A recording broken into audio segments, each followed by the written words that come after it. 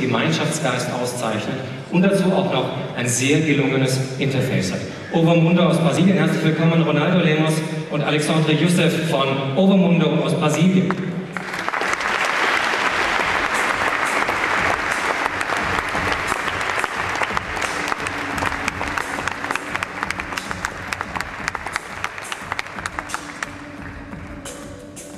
Ronaldo, hello, Alexandre, good evening. Thank you for coming. It's a long journey. Yes, it is. You're still in jet lag? A little bit. How about you? Yeah. Okay, that makes 3 of us. Okay. Now, I just mentioned that there are so many big pocketed media companies that are trying to build online communities to then place their ads. And most of the times it just didn't work. And in Brazil especially, it's not like you don't have competitors there. Google has a strong community in Brazil. How do you explain the success of Overmundo in Brazil? What is this spirit? Oh, basically, this is something that people really needed, which is the fact that they needed visibility for their productions. Brazil is a very creative country, so everybody is in some sense an artist, a creator. So what we created is like a portal, which is 100% controlled by the users. The users decide what to publish and what should be published and given a highlight at the website. So basically, the demand was there, like people needed it. And people actually took over and they control it. And we are the founders of Overmundo, but we do not control it anymore. Like, my voting power in Overmundo has been overtaken like for many months right now. Alexandre, what were some of the most inspiring stories that were rated up by the users of Overmundo? Well, I think the most important thing about Overmundo and our community is the power of the Brazilian culture, and especially the art, the kind of art that is produced outside the big cities, small villages in Amazon and all around Brazil. And Overmundo can contact all these people and can bring these arts inside our website. It's fantastic. Many times, media companies, again in Europe, when they're being asked to start communities for their users, they're afraid of what could happen in these communities. And a lot of issues of legal responsibility arise. Do you sometimes have to censor or delete entries? This is a very good question. What we created is a mechanism for filtering content. So we are not the filtering people. Like, the community itself decides what is going to be published or not through a voting system.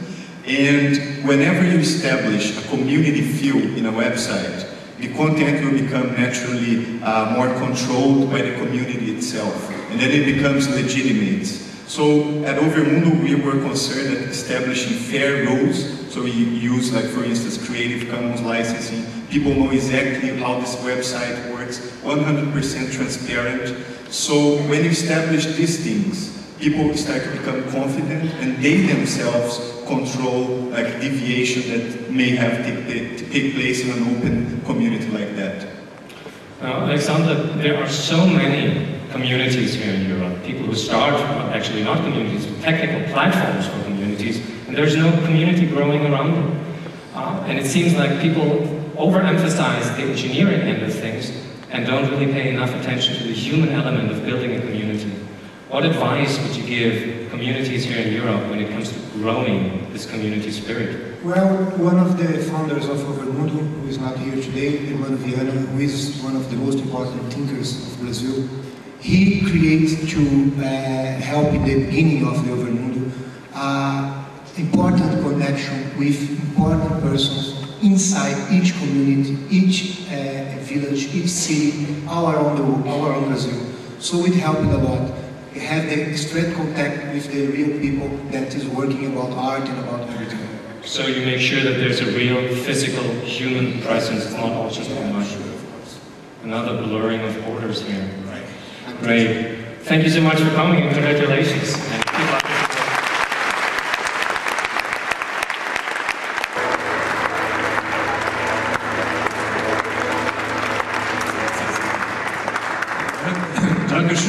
Thank you, obrigado, for this excellent work, understanding how communities can actually interface with digital stuff and not getting tangled in the wrong technicalities. Congratulations.